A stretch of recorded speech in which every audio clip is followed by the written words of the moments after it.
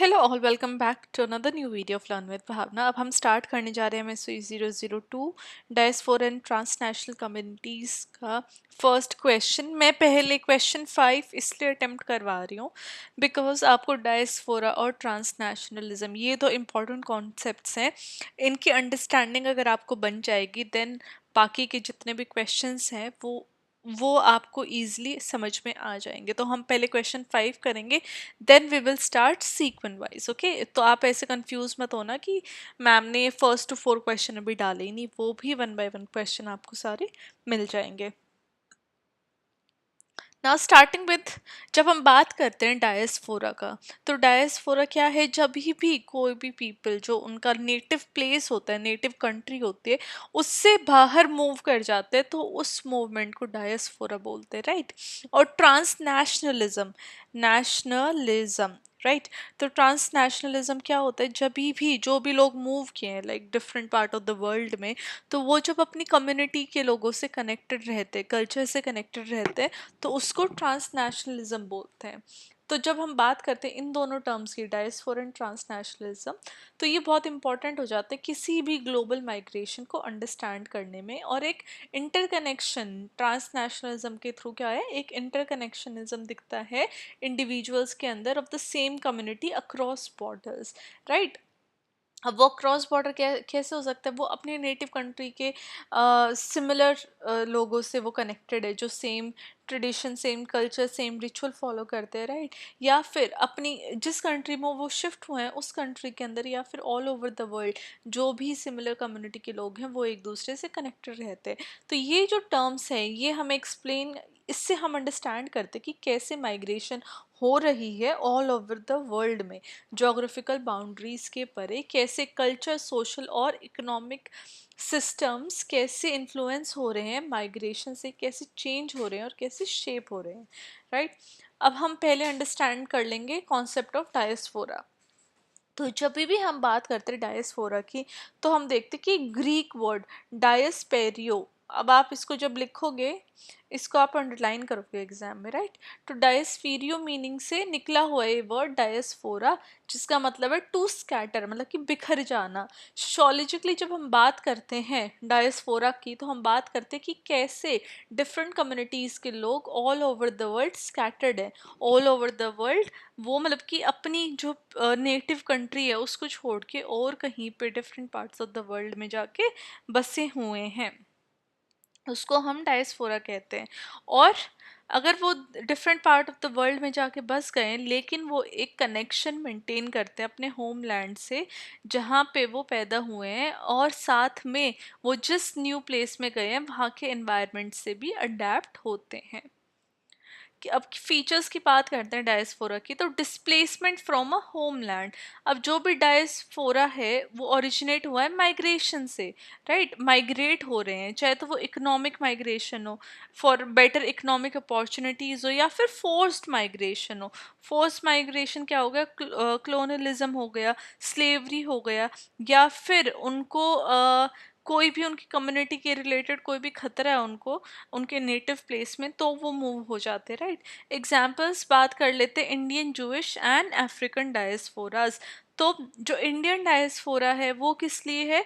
वो economic migration की वजह से देखा जाता है, वो वॉलंटरी हो रहा है, राइट। वो मतलब कि फ्यूचर अपने बेटरमेंट के लिए वो जा रहे हैं। वहीं पे जब ज्यूश डायस्पोरा देखते हैं तो वो फोर्स्ड डायस्पोरा है।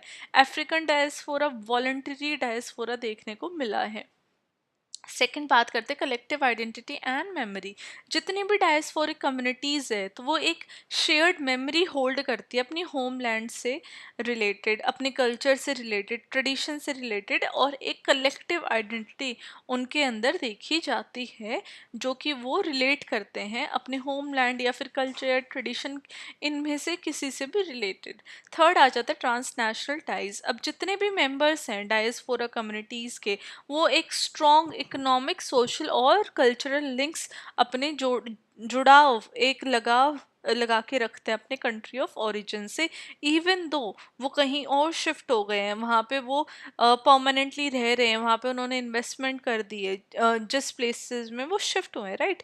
या फिर जिस प्लेसेस में वो शिफ्ट हुए हैं वहाँ पे वो न्यू कल्चरल प्रैक्टिसेस उन्होंने स्टार्ट किए, लेकिन वो एक अपनी कंट्री ऑफ ओरिजिन के साथ स्ट्रॉन्ग बॉन्ड या स्ट्रॉन्ग कनेक्शन रखते हैं। फोर्थ आ जाता है अडेप्टेशन एंड हाइब्रिडाइजेशन।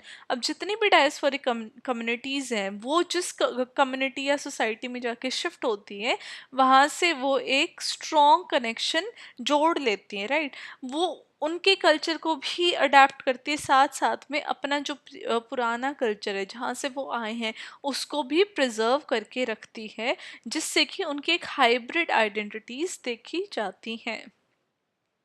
फिफ्थ आ जाता है मार्जिनलिटी एंड वल्नरेबिलिटी। अब जितने भी डायस्पोरा है वो एक मार्जिनल पोजीशन ऑक्यूपाई कर लेते हैं जिन भी सोसाइटीज़ में वो जाते हैं, शिफ्ट करते हैं, मूव करते हैं, जिसकी वजह से वो कई बारी उनको चैलेंजेस भी फेस करने पड़ते हैं, चाहे तो वो रेशियल बेसिस पे हो, कल्चरल बेसिस पे हो, या फिर एक लिमिटेड उनकी पॉलिटिकल रिप्रेजेंटेशन हो। बिकॉज वो ऑफ कोर्स अगर वो कम नंबर में हैं, जिस भी होस्ट कंट्रीज़ में गए हैं, वो होस्ट सोसाइटीज़ में गए हैं, तो वो डिस्क्रिमिनेशन फेस करते हैं रेशियल बेसिस के ऊपर। मे बी वो किसी भी एरिया में मान लो कोई अफ्रीकन मूव कर रहा है किसी भी वाइट कंट्री में, तो वो रेशियल बेसिस के ऊपर डिस्क्रिमिनेशन फेस करेगा। या फिर ऐसा कोई पर्सन जो बिल्कुल डिफरेंट कल्चरल बैकग्राउंड से एक डिफरेंट कल्चरल कंट्री में चला जाता है, तो उसको अपने कल्चर के लोग नहीं मिलेंगे, या फिर उसको अपना इतना कल्चर देखने को नहीं मिलेगा, तो कल्चरल एलियनेशन देखने को मिलती है। एंड कम नंबर होने की वजह से अपनी पॉलिटिकल रिप्रेजेंटेशन भी उसको देखने को नहीं मिलती।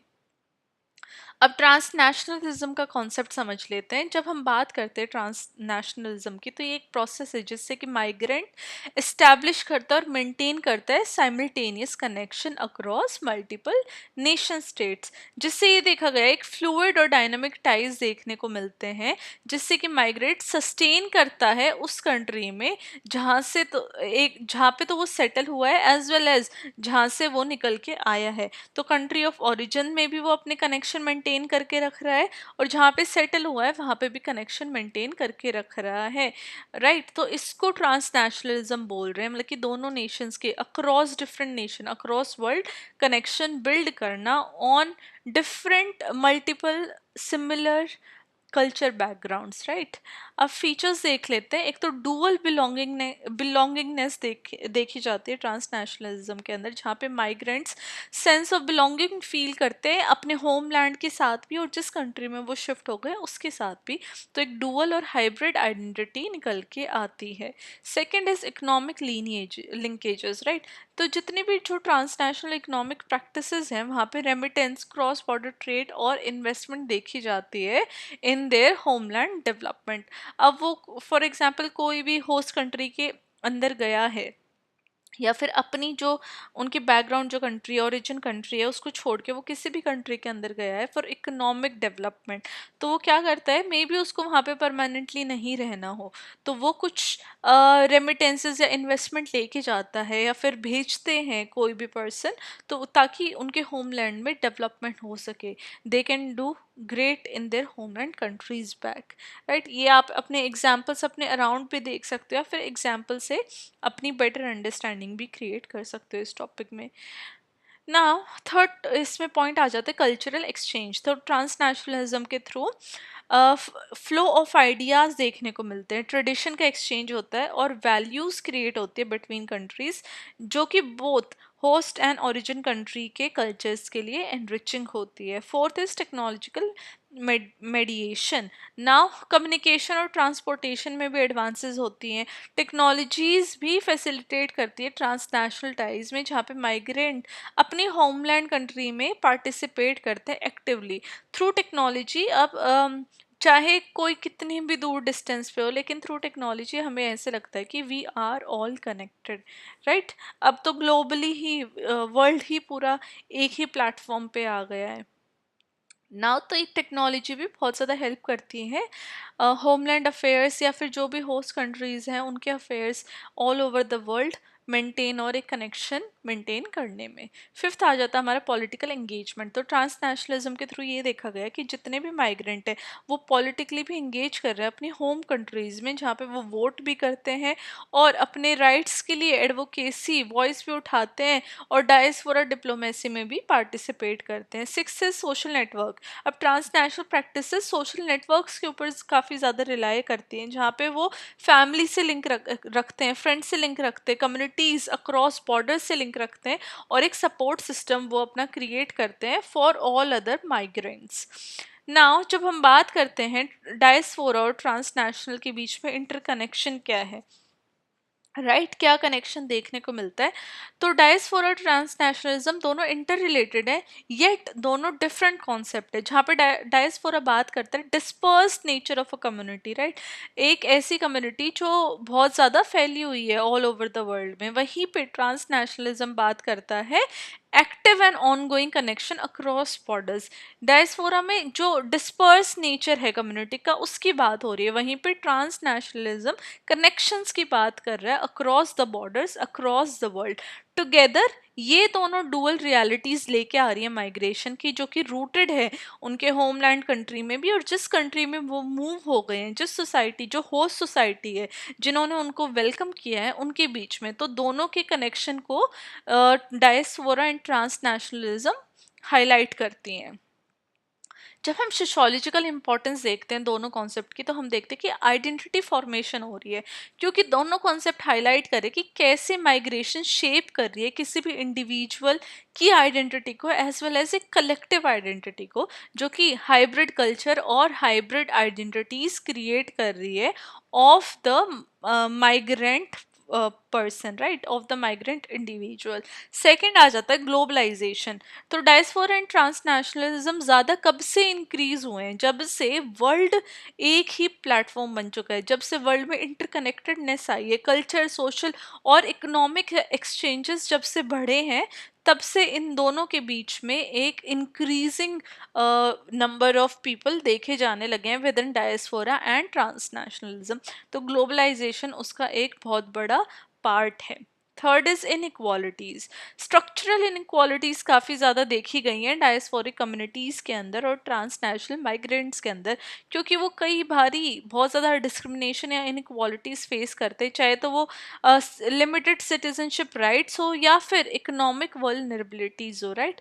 तो इनइक्वालिटीज़ इन डिफरेंट स्फेयर्स देखी जाती हैं। Fourth is social integration and conflict. तो सोशोलॉजी से हम ये भी समझ सकते हैं कि कैसे डुअल लॉयल्टी और ट्रांसनेशनल जो भी माइग्रेंट्स हैं वो एनरिच करते हैं होस्ट सोसाइटी को, जहाँ पे वो टेंशन क्रिएट कर रहे हैं regarding national identity and belonging, right. May be जो होस्ट सोसाइटी में जितने भी वहाँ के लोग हैं, जो वहाँ के नेशनल्स हैं ओरिजिनल, उनके बीच में और जो भी मूव करते हैं डायस्पोरिक जो कम्युनिटीज़ हैं उनके बीच में एक टेंशन क्रिएट होती है, तो उसको भी सोशियोलॉजी स्टडी करती है। नाउ लास्ट में हमारा कंक्लूजन आ जाता है। आपको आप कोई भी आंसर लिखोगे तो आप लास्ट में कंक्लूजन ज़रूर लिखोगे। आपको ऊपर कंक्लूजन हेडिंग डालनी है, उसको अंडरलाइन करना है, देन 4 to 5 लाइंस में आपको कंक्लूजन अपनी लिखनी है। It is one of the important part of your answer और आपको ये लिखनी ही लिखनी है।